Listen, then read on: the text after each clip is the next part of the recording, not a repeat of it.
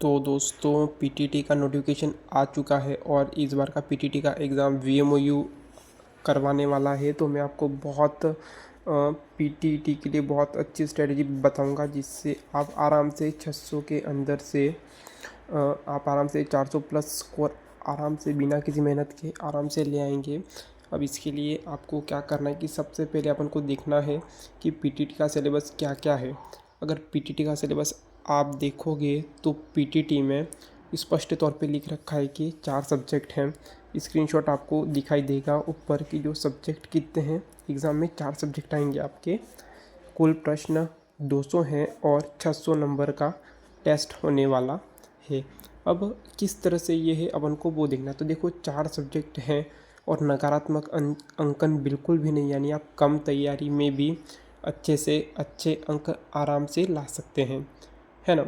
अब अपन देखेंगे कि कौन से सब्जेक्ट हैं और प्रत्येक कितने कितने अंक का होने वाला है। अगर हम बात करें पहला सब्जेक्ट नंबर 1 तो वो है मेंटल एबिलिटी। आपकी मेंटल एबिलिटी आने वाली है, यानी मेंटल एबिलिटी में आपके सामान्य स्तर के प्रश्न आते हैं कि जैसे एक सीरीज़ को कंप्लीट करो 1 2 3 तो आगे क्या आएगा। एक ऐसा देके पूछेंगे आपको कि यहाँ पे 2 4 6 है तो इधर क्या आएगा। मतलब इस तरह के जो भी सम होते हैं सीरीज़ वाले होते हैं, फिर ये इसमें वाटर इमेज हो सकता है, आपको इमेज पूछेंगे और अधिकतर तरह के जो सामान्य प्रश्न होते हैं तार्किक आधार पर वो सारे इसमें आते हैं। और मेंटल एबिलिटी के क्वेश्चन आने वाले 50 क्वेश्चंस आने वाले हैं और इसमें ज़रा भी नेगेटिव मार्किंग नहीं, यानी ये हो गया 100 नंबर का। अब 50 क्वेश्चन आपके हो गए 200 नंबर के, 100 नंबर के हो गए। अगर हम बात करें सेकेंड सब्जेक्ट है तो सेकेंड सब्जेक्ट आपका जो आने वाला है वो शिक्षण टीचिंग एप्टीट्यूड आने वाला है। टीचिंग शिक्षण अभिरुचि या टीचिंग एप्टीट्यूड अपन बोल सकते हैं। तो इसके 50 क्वेश्चन आएंगे और प्रत्येक क्वेश्चन इसमें 3 नंबर का है, शायद 150 3 नंबर का होगा ये, हाँ। तो 150 मार्क्स का ये होने वाला है।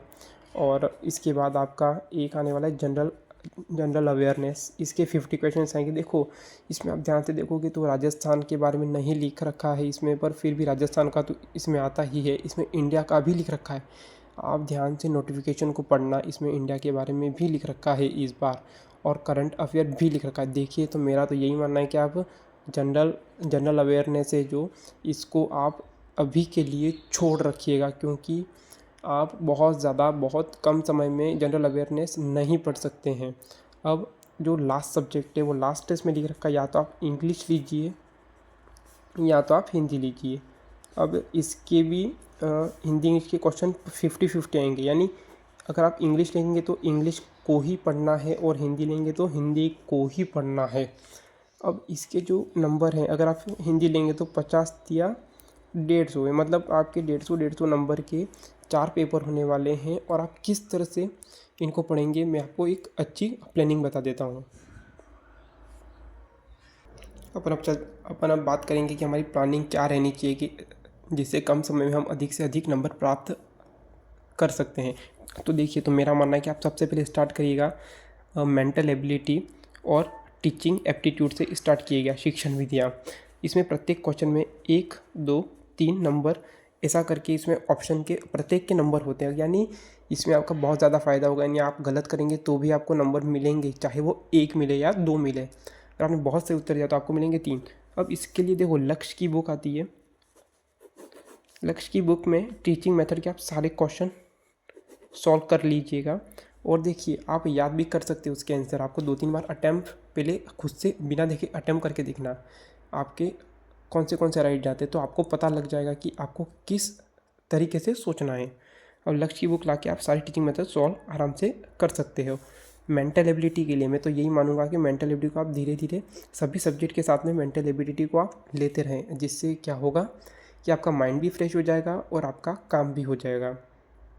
अब मेंटल एबिलिटी के आपको कैसे करना है कि जैसे इसके 2 टॉपिक के और इसका 1 टॉपिक क्या, तो इस तरह से आप इसको साथ साथ में ले सकते हैं। तो आपका मतलब कम से कम 15 दिन में आप ये कंप्लीट दोनों आराम से कर सकते हैं। अब बात करेंगे सेकंड, आप उसके बाद क्या लोग, तो देखो आप हिंदी स्टार्ट कर दीजिएगा। अगर आपने हिंदी चालू कर दी तो क्या होगा कि हिंदी के क्वेश्चन बहुत ज़्यादा आसान लेवल के आते हैं, तो हिंदी भी आपकी बहुत अच्छी हो सकती है। अब देखिए हिंदी क्यों आपको क्या करना है, जब हिंदी पढ़ेंगे आप तब टीचिंग मेथड का तो रिवीजन आप स्टार्ट कर देना, और साथ में जनरल स्टडीज़, जनरल अवेयरनेस जो भी है वो आप पढ़ना स्टार्ट कर देना। रिवीजन भी चालू हो जाएगा और आपका जनरल स्टडी भी शुरू हो जाएगा, है ना। इस मदद से आप चारों सब्जेक्ट को बैलेंस आराम से कर सकते हैं। और लास्ट के जो आपके दिन होंगे उसमें जनरल स्टडी, करंट अफेयर हो गया, और ये पूरा जो हमने पढ़ा उन सब के रिवीजन आप कर लेना। और याद रहे आप किसी भी क्लासेस की ऑनलाइन मॉडल पेपर अटेम्प्ट करना मत भूलना। मॉडल पेपर होगा, उससे एग्ज़ाम के पहले आपकी अच्छी प्रैक्टिस हो जाएगी और आप आराम से 400 प्लस स्कोर कर सकते हैं। और अपने स्कोर को एनालाइज करते रहना कि स्कोर बढ़ रहा है या घट रहा है आपका। यानी आप एनालाइज करके गलती सुधारोगे तो ज़रूर स्कोर बढ़ेगा, है ना। और स्ट्रेटजी के लिए आप कमेंट सेक्शन में लिख सकते हैं। तब तक के लिए ऑल द बेस्ट।